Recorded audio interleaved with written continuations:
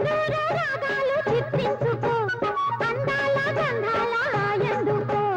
పన్నీటి తానాలు ఆడేసుకో పరువాలు నా కంట ఆరేసుకో కాశ్మీర చిలకమ్మ కసి చూసుకో చిలక పచ్చరైక దిగి చూసుకో గూటి పడవల్లోన చాటుగా కలిశాక నీటికైనా వేడి పుట్టాలిలే